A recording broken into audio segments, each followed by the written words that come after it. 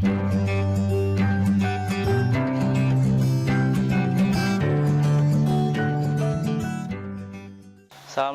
warahmatullahi wabarakatuh. Halo teman-teman, kembali lagi dengan saya Wiji Panuntun.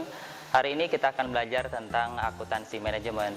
Seperti apakah manajemen dan pengertian manajemen akuntansi itu sendiri. Nah, manajemen merupakan suatu proses di mana seseorang dapat mengatur segala sesuatu yang dikerjakan oleh individu atau kelompok, di mana di dalamnya terdapat beberapa tahap pelaksanaan seperti planning, organizing, staffing, actuating, dan controlling, sehingga tujuan yang ingin dicapai oleh suatu organisasi dapat tercapai.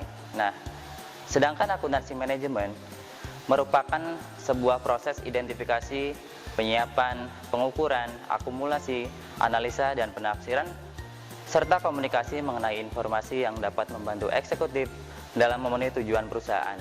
Nah, akuntansi manajemen mempunyai peranan besar dalam perusahaan, yaitu untuk membantu pihak-pihak internal dalam pengambilan suatu keputusan.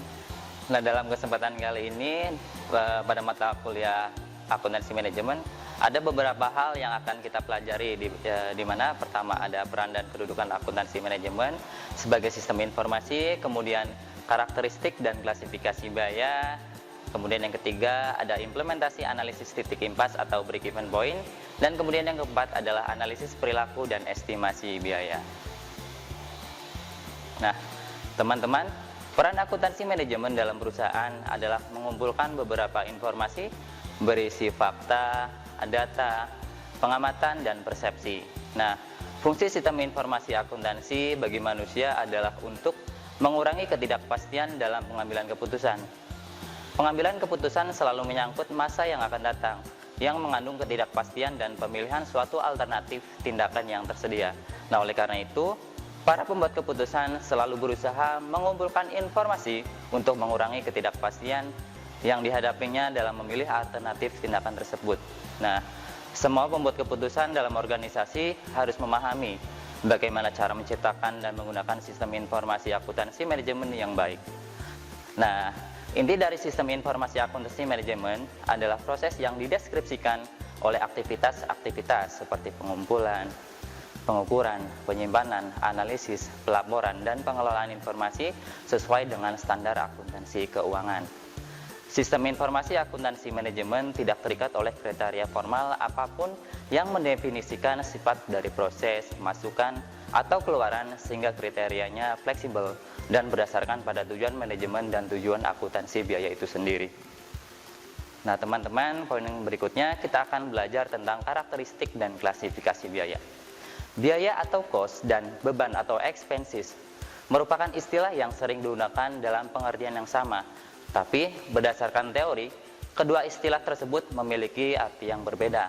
Nah, biaya atau cost merupakan pengeluaran atau nilai pengorbanan untuk memperoleh barang dan jasa yang berguna untuk masa yang akan datang atau mempunyai manfaat melebihi satu periode akuntansi tahunan. Sedangkan beban adalah biaya yang telah memberikan suatu manfaat dan termasuk pula penurunan dalam aset atau kenaikan dalam kewajiban sehubungan dengan penyerahan barang dan jasa dalam rangka untuk memperoleh pendapatan. Nah, selanjutnya tentang klasifikasi biaya. Tujuan klasifikasi biaya dapat menempatkan penentuan biaya yang berbeda untuk tujuan yang berbeda pula.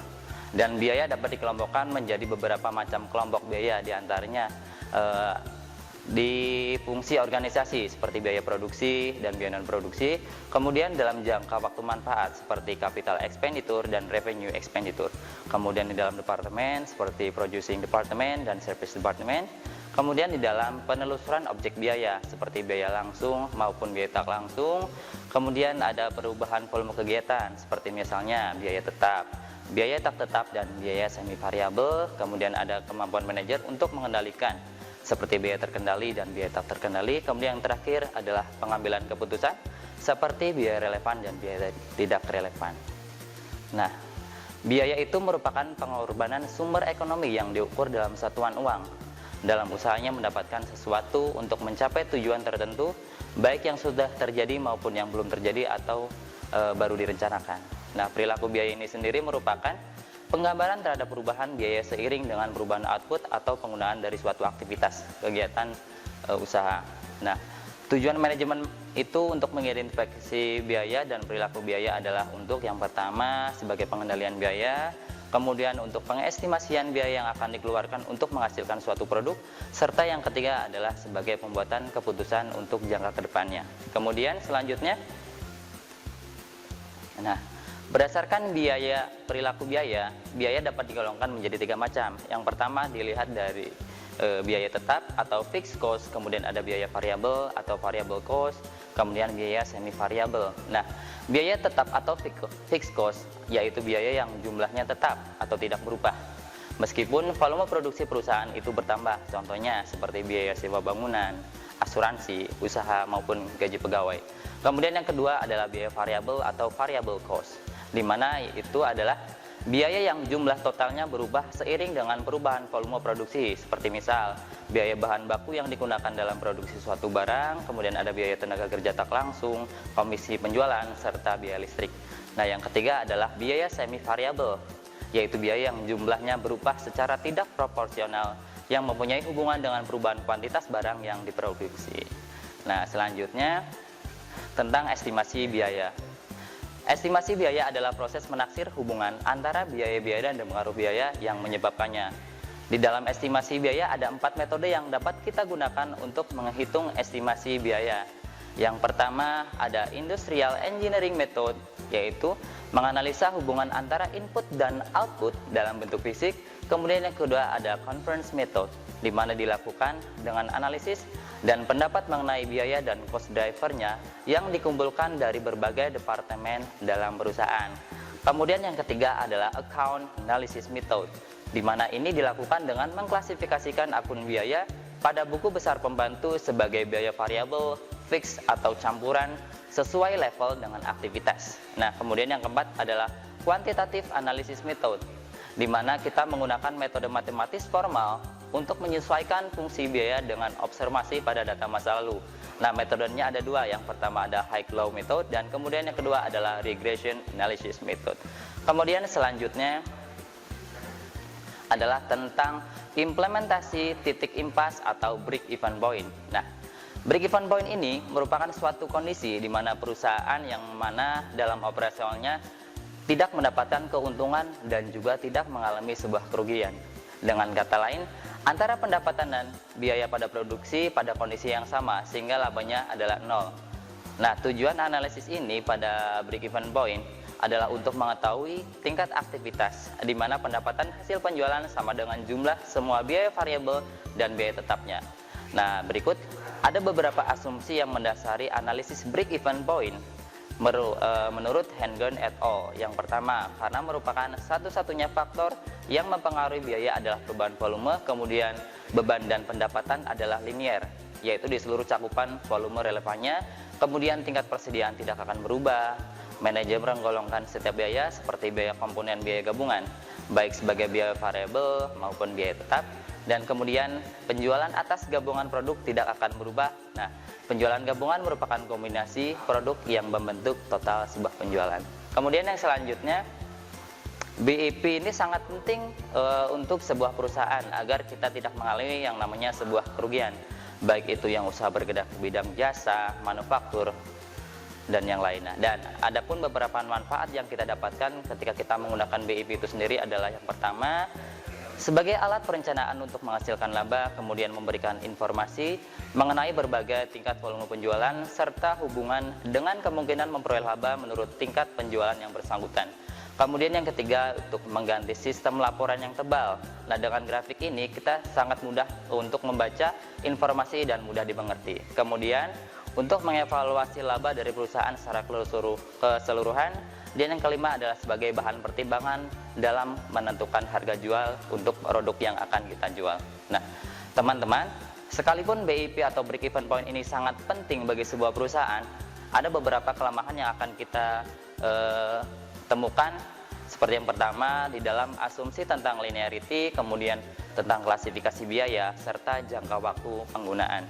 Nah, di dalam asumsi tentang linearity, tingkat penjualan melewati suatu titik tertentu hanya akan dicapai dengan jalan menurunkan harga jual per unit yang menyebabkan garis revenue tidak akan lurus melainkan melengkung. Nah, serta variabel operating cost per unit pun juga akan bertambah besar dengan meningkatkan volume penjualan yang mendekati kapasitas penuh.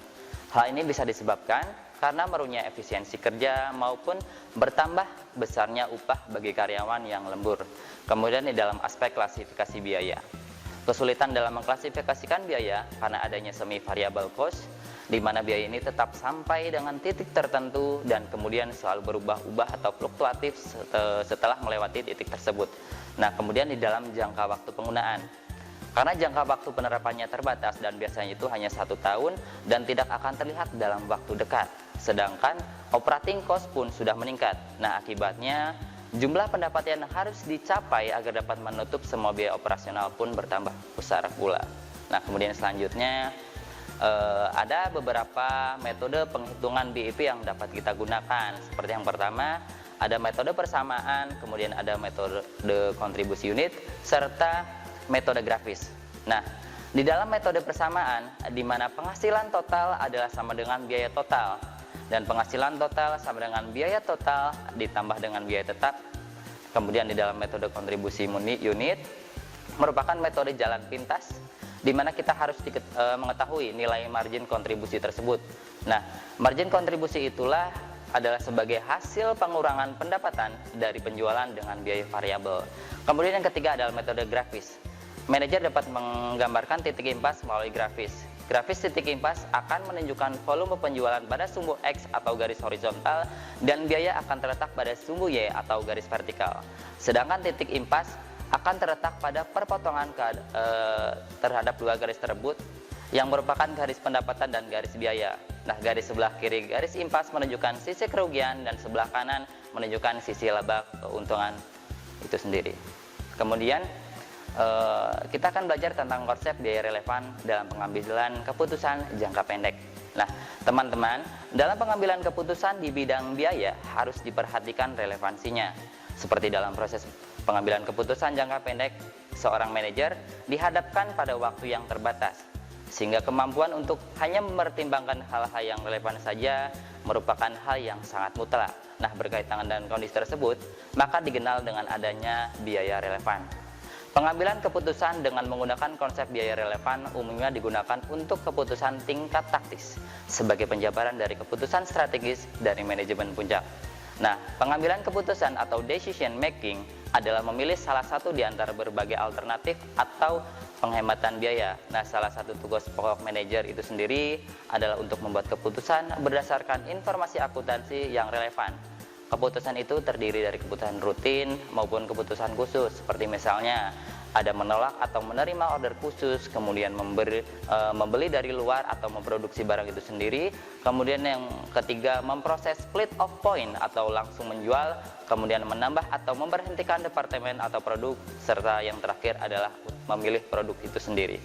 Kemudian selanjutnya, nah teman-teman, setelah kita belajar dan membahas tentang akuntansi manajemen, maka kita dapat menyimpulkan bahwa akuntansi manajemen sangat diperlukan oleh perusahaan maupun organisasi untuk dapat mengetahui dan mengevaluasi biaya-biaya yang harus dikeluarkan, tingkat aktivitas pendapatan penjualan dengan biaya yang dikeluarkan, sehingga dapat mengurangi risiko kerugian yang akan diderita oleh perusahaan dan dapat menganalisis seberapa besarkah total pendapatan, sehingga dapat menghindari keadaan di mana pendapatan sama dengan biaya yang dikeluarkan atau sama dengan laba nol. Nah, karena setiap perusahaan pasti menginginkan profit yang maksimal, dan untuk apa perusahaan itu sendiri berdiri jika tidak mendapatkan keuntungan sama sekali. Nah, itu saja teman-teman yang bisa saya jelaskan dan bahas untuk hari ini. Semoga bermanfaat untuk teman-teman semua. Sampai jumpa di pertemuan berikutnya. Assalamualaikum warahmatullahi wabarakatuh. Kunjungi sosial media lainnya seperti website kami di pkbmalkata.com, Facebook PKB Malkata Mananjaya, Instagram PKB Malkata _official, dan terima kasih telah klik video ini. Jangan lupa like, comment, share, and subscribe untuk menunjukkan dukungan kamu terhadap channel ini. Enjoy the video PKB Malkata.